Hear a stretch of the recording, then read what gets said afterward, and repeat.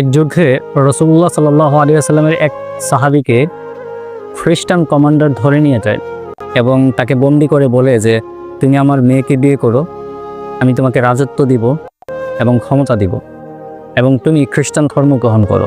তখন রাসূলুল্লাহর সেই সাহাবী বলল যে জীবন চলে যাবে, পুরো দুনিয়া যদি আমার বিপক্ষে চলে যায় তারপরেও আমি ঈমান কখনো ছেড়ে দিব না। তখন সেই খ্রিস্টান পাদ্রী তার সুন্দরী মেয়েকে বলল যে যা, ওর সাথে একই রুমে থাক এবং চেষ্টা কর তার দ্বারা যেন কোনো একটা অপকর্ম করা যায়। এবং 3 দিন সেই মেয়ে রাসূলুল্লাহর সেই সাহাবীর সাথে একই রুমে থাকলেন।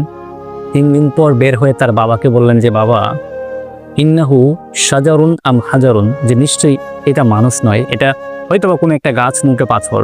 লা ইয়ালতাফিদু ইলাইয়া মারওয়াতান ওয়াহিদান, সে আমার দিকে 3 দিনের মধ্যে একদিনও ফিরেও তাকায় না। এটাই ছিল সাহাবায়ে কেরামের আদর্শ এবং এটাই ছিল সাহাবায়ে কেরামের ঈমানের